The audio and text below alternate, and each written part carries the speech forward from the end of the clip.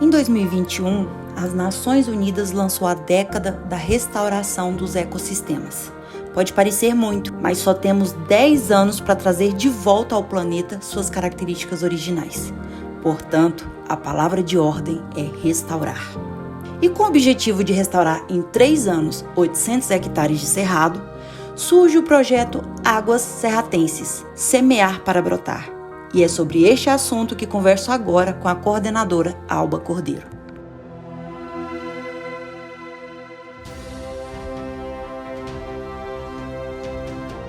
Começa agora o Semeando, o podcast da Rede de Sementes do Cerrado. Ela é bióloga e mestre em ecologia, doutora em botânica e atua como consultora ambiental. É especialista em restauração ecológica, estudos de vegetação e redes de sementes nativas. Faz parte da Rede de Sementes do Cerrado há 11 anos. É CEO da Semeia Cerrado e hoje coordena o projeto Águas Serratenses, Semear para Brotar. Esta é a Alba Cordeiro. Seja muito bem-vindo ao podcast Semeando. A gente agradece a sua participação. Obrigada, é um prazer estar aí com vocês, falando de restauração e de cerrado.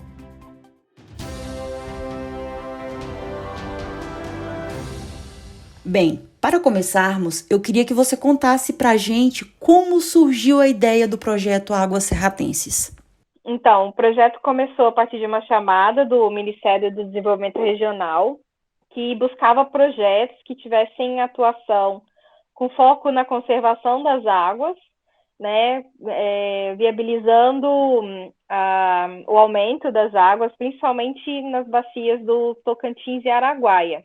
E aí, como a Rede de Sementes, né, tem atuação nessa área aqui em torno do Parque Nacional da Chapada dos Veadeiros, a gente entendeu que era uma excelente oportunidade para a gente buscar ampliar a recuperação das áreas, proporcionar a recuperação em larga escala, uma vez que isso gera,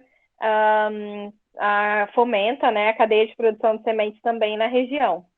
Então, foi essa a proposta, essa ideia geral de elaborar esse projeto para atender propriedades privadas que precisam fazer a adequação das suas propriedades. A gente viu que o objetivo é restaurar 800 hectares até 2024. Isso através da semeadura direta. Eu queria, Alba, que você falasse o que é preciso para poder alcançar essa meta.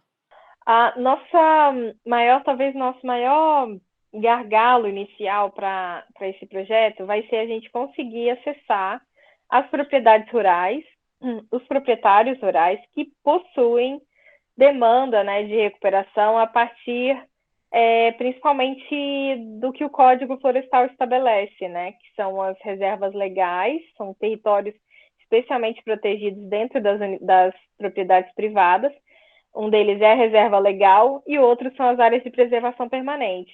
Nesses locais, o proprietário necessariamente precisa manter a vegetação, os serviços ambientais dessas áreas, principalmente para conservação e manutenção das águas.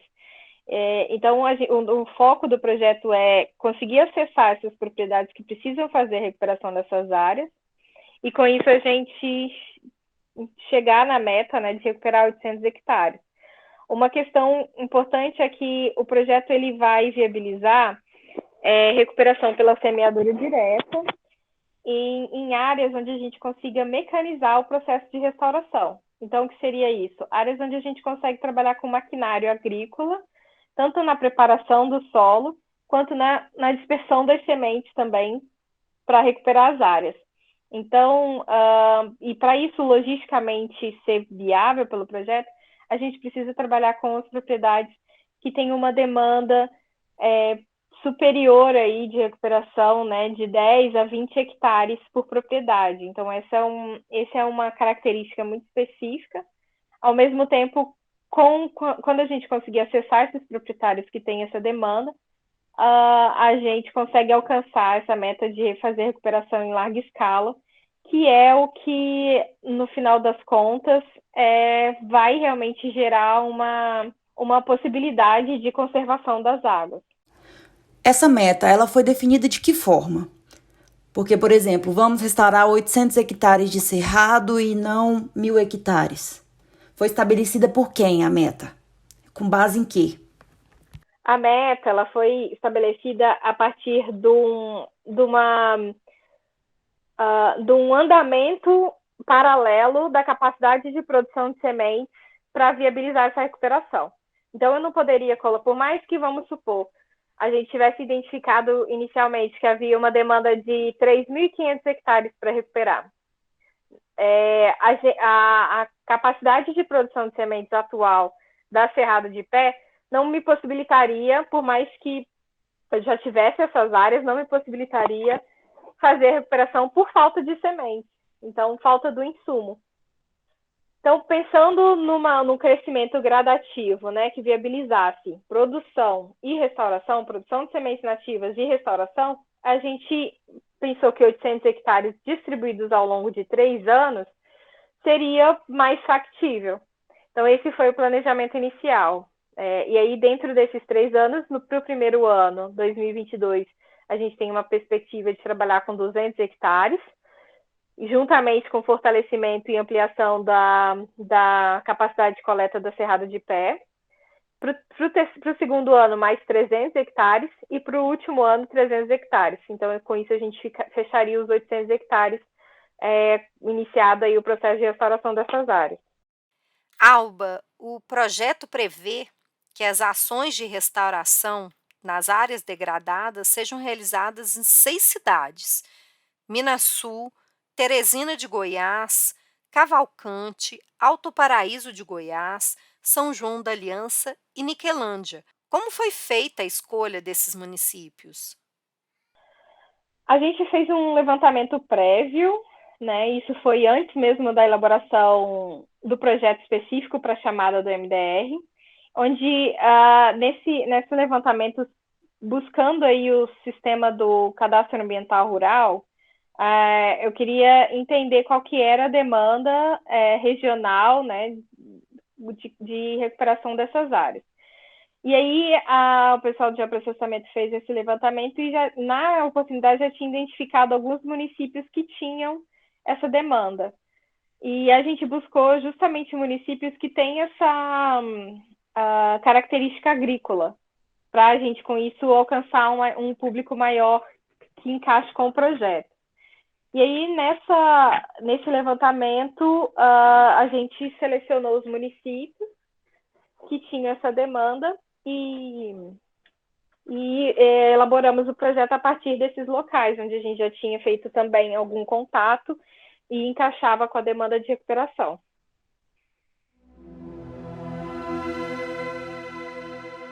Eu vi aqui que dentre os objetivos do projeto está o fortalecimento da cadeia produtiva. Mas de que modo vocês vão viabilizar a execução deste objetivo específico? Esse projeto ele viabiliza a contratação de um corpo técnico que vai possibilitar o melhor acompanhamento da produção de sementes em si. Então, a gente tem técnicos que vão estar mais próximos ao grupo de coleta, aos coletores, e acompanhando essa produção, verificando se ela está sendo feita de acordo com as diretrizes da rede de sementes e da Cerrado de Pé. Além disso, a gente pretende fazer cursos de capacitação para novos coletores. Uma vez que a gente tem uma demanda de recuperação, a gente vai precisar de mais coletores. Então, também tem essa parte de capacitação. E em termos de infraestrutura também, né? Precisa ser ampliado alguma parte da infraestrutura e compra de insumos, sacos de coleta, podão. Então, o projeto atua também nessa parte da melhoria da capacidade da Associação Cerrado de Pé para aumentar a produção de sementes. O projeto também fala da implementação de ações estratégicas de educação ambiental para crianças e jovens da região. Vocês têm alguma parceria com escolas nesses municípios? Como vai funcionar esse trabalho? A gente vai conversar com as secretarias de educação de cada município atendido e definir com elas qual que vai ser a estratégia, a escola, que eles entendem que seja melhor trabalhar. A gente vai definir também o público-alvo, a idade das crianças, e a proposta é trabalhar uma oficina, que a gente chama de oficina de sementes, onde as crianças vão ter contato com as sementes que a gente usa na recuperação de áreas, fazer as bolas de semente, que é juntar semente à argila, e elas terem contato ali com esse material, e a gente usar essas bolas de sementes para recuperar, para semear em alguma área que a comunidade escolar definir. Daí, a partir desse trabalho nas oficinas, uma proposta também paralela é a gente elaborar um desenho animado que explique para as crianças, né, um desenho roteirizado, para explicar às crianças a importância do cerrado e todo esse processo da cadeia da restauração, que viabiliza a produção de sementes, que viabiliza a complementação da renda familiar, que viabiliza a produção de água e melhora as condições ambientais do local. Então, esse desenho vai ser trabalhado juntamente com as crianças, apresentado às crianças nas oficinas. E um terceiro aspecto da parte de educação ambiental é a gente elaborar um vídeo também curto, né, que explique um pouco toda essa metodologia das bolas de oficina, ou bolas de sementes, para a gente poder disponibilizar esse vídeo para as demais escolas e divulgar, né, através das redes sociais da Rede de Sementes, divulgar como os professores podem trabalhar um projeto específico para recuperação de áreas, né, para trabalhar essa temática de recuperação de áreas.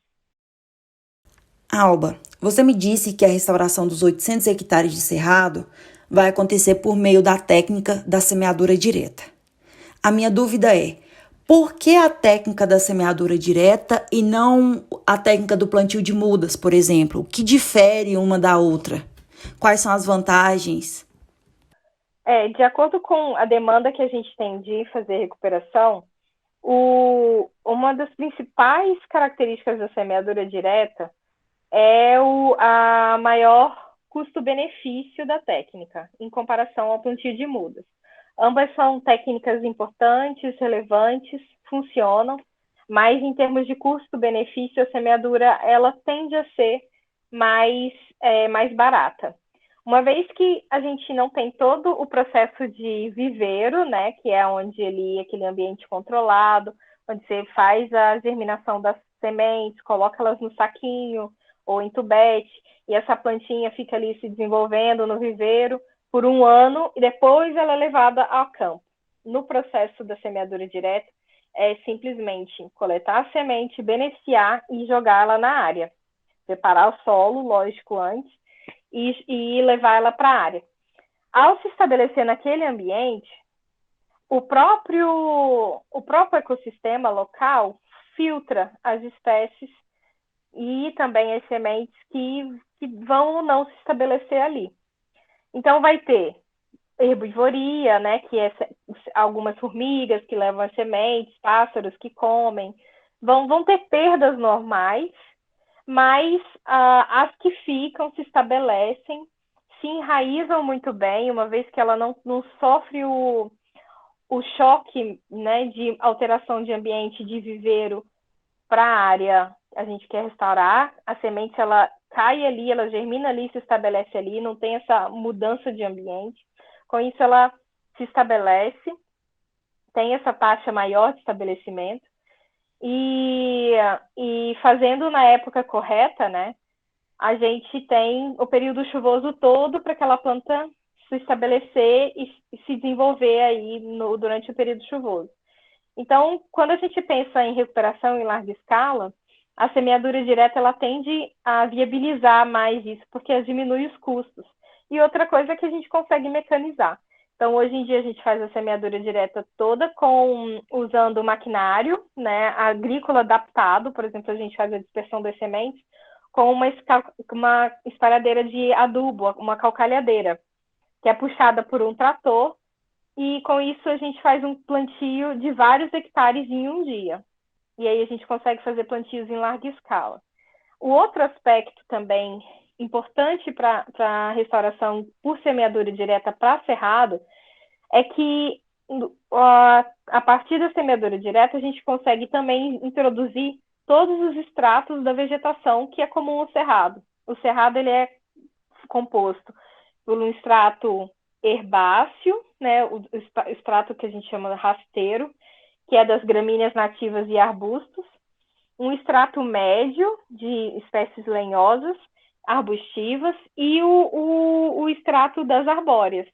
Então, a gente consegue introduzir esses 3 elementos da vegetação natural do cerrado: gramíneas, arbustos e árvores, a partir da semeadura direta, o que seria inviável se a gente fosse produzir mudas, por exemplo, de capins nativos. O plantio ia para um valor do hectare para além das possibilidades de qualquer projeto arcar com isso. Alba, eu queria que você explicasse como é que o proprietário ele pode participar. Basta ele entrar em contato com a rede? É gratuito? Como é que ele faz para poder fazer parte dessa recuperação e restauração da propriedade dele? Então, o projeto ele tem um recorte inicial para áreas onde a gente consiga fazer o processo mecanizado da semeadura direta. E aí, para isso, seria aí, aproximadamente áreas onde de 10 a 20 hectares, pelo menos, de área para recompor. Mas, mesmo que o proprietário não tenha esse perfil e essa demanda inicial agora, ele também pode entrar em contato com a gente, porque a ideia é a gente fazer esse banco de áreas, né, conhecer esses proprietários, a gente fazer o diagnóstico também das áreas deles, porque futuros projetos e recursos que chegam, a gente já pode colocar esses proprietários como propriedades que têm interesse em fazer restauração. E aí isso facilita bastante o processo de adesão, né, de elaboração dos projetos para outros parceiros aí, financiadores. Nesse momento, a gente pede para quem tem interesse em se beneficiar, né, pelo projeto, entrar em contato com a gente, que a gente vai fazer uma seleção prévia, devido principalmente ao contexto que a gente precisa para fazer a restauração em larga escala, né? Então, áreas onde seja possível mecanizar o processo, e com isso existe essa seleção inicial, mas é importante que quem tem interesse entre em contato, porque a ideia também é a gente fazer um banco de interessados, né? Um banco de áreas que querem fazer restauração, e com isso a gente ter essas informações para ir atrás de mais recurso para viabilizar isso. Mas nesse momento, então, qualquer pessoa que tenha interesse, por favor, entrar em contato, que a gente vai dar um retorno. Vamos pensar aqui em longo prazo. No final desses 3 anos, quais serão os benefícios desses 800 hectares restaurados para a sociedade, para o planeta como um todo? Quais serão as vantagens de ter essa área restaurada? Quando a gente tem uma área, por exemplo, que em geral são áreas degradadas para o cerrado, em geral são áreas onde existem um pasto, né? Pasto que é dominado basicamente por uma espécies exóticas que são usadas na pecuária. Esses são ambientes que têm baixa diversidade de espécies, e tanto diversidade de espécies acima do solo como abaixo do solo. O que faz o cerrado ser tão rico e importante em termos ambientais é essa capacidade que ele tem de infiltrar a água. E isso é feito por uma diversidade de raízes que estão abaixo do solo, a das gramíneas nativas, dos arbustos, das árvores. É isso que faz o solo do cerrado ser uma esponja que mantém a água e ela infiltra para dentro do lençol freático. E isso gera recurso hídrico, rios, que vão para diferentes bacias do Brasil. Quanto mais áreas a gente tem com essa diversidade de espécies, mais produção de água a gente tem para o futuro. Então, o maior benefício ambiental que a gente tem é a diversidade biológica de espécies vegetais e, consequentemente, maior produção de água. E aí, fora os benefícios sociais também que a gente tem atrelado. O projeto Águas Serratenses Semear para Brotar é financiado pela Caixa. Como que funciona esse aporte financeiro? A princípio, teve a chamada do MDR, o projeto foi aprovado, ficamos em terceiro lugar entre os projetos, e com isso o Fundo Socioambiental Caixa entrou em contato com a gente porque eles gostariam se interessaram em patrocinar a proposta, né, em realmente viabilizar a proposta acontecer. E aí por isso que o Fundo Socioambiental Caixa entrou nessa história, né, na parceria de viabilizar o projeto, a execução do projeto. O projeto ele foi elaborado inicialmente pela CME Cerrado, e aí já previa a parceria da rede de sementes nele, ela já entrava como parceira, assim como a Cerrado de Pé. E aí depois, com a entrada do Fundo Socioambiental Caixa, que a gente fez essa adequação do proponente para viabilizar a execução do projeto. Em relação aos proprietários que têm essas áreas com passivo de restauração, eu gostaria que você mandasse uma mensagem de qual a importância deles participarem, porque também é um benefício para todos eles. A gente entende que existe uma contrapartida, né, dos proprietários rurais que precisam manter essas áreas, essas áreas ambientalmente protegidas dentro das suas propriedades, onde eles não podem produzir nessas áreas diretamente. A reserva legal ela até é um pouco mais aberta nesse sentido, mas as APPs não. Então, e esse é um custo que é do proprietário, né? Está regulado ambientalmente. Por exemplo, cada vez mais os estados vêm regularizando o cadastro ambiental rural e os seus PRAs, que são os programas de regularização ambiental. Cada vez mais os estados vão exigir que esses proprietários estejam regularizados. Uma série de mecanismos que eles têm usado para isso, por exemplo, é quando o proprietário vai acessar o crédito rural. Já estão exigindo que essas áreas estejam regularizadas. Empréstimos bancários e diferentes mecanismos. Processo de licenciamento ambiental. Se ele precisa pedir uma licença, o órgão ambiental já vai exigir também que ele tenha essas áreas regularizadas. O projeto vem justamente a ajudar esse proprietário, tanto com assistência técnica, quanto no fornecimento dos insumos, para viabilizar a recuperação e adequação. Algo que ele teria que tirar do próprio bolso, o projeto vem ajudar para a gente ter benefício duplo, ganho ambiental, né, e geração de renda a partir da restauração dessas áreas. Então, é muito, muito importante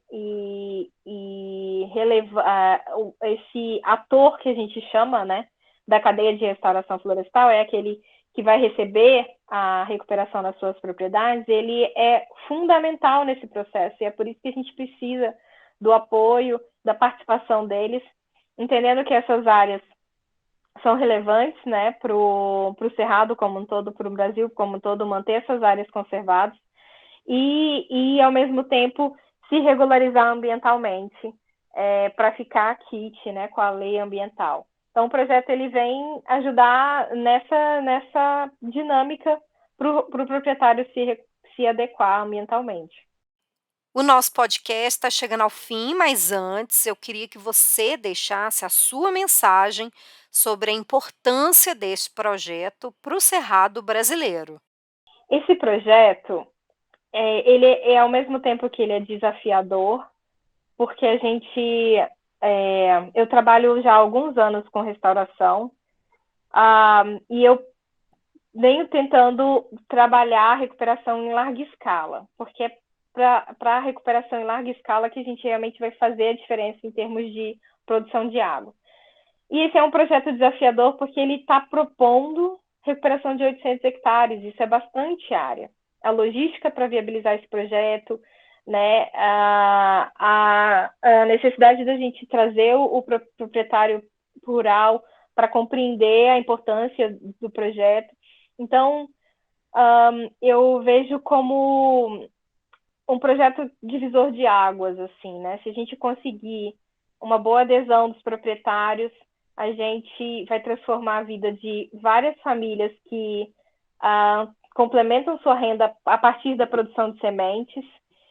E com isso, a gente também viabiliza uma técnica que pode ser espalhada e multiplicada para o pequeno produtor fazer na sua propriedade, para o médio produtor fazer.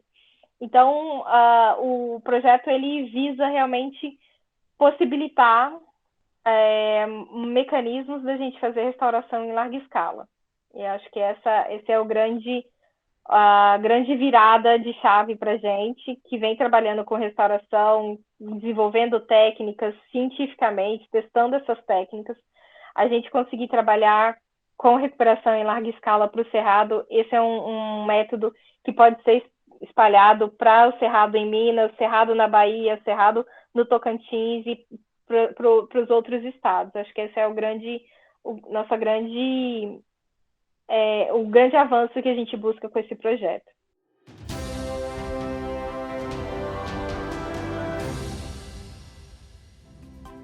A gente conversou com a coordenadora do projeto Água Serratense Semear para Brotar e CEO da Semeia Cerrado, Alba Cordeiro.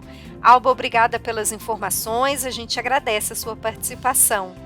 Eu que agradeço, muito obrigada. A gente encerra por aqui. Esse podcast é uma realização da Rede de Sementes do Cerrado e eu sou Thaís Souza. E eu, Graciele Marques. Produção e roteiro, Thaís Souza e Graciele Marques. Edição de áudio, Wilson Dias. Apoio, Estúdio Zero Produções e MA Comunicação.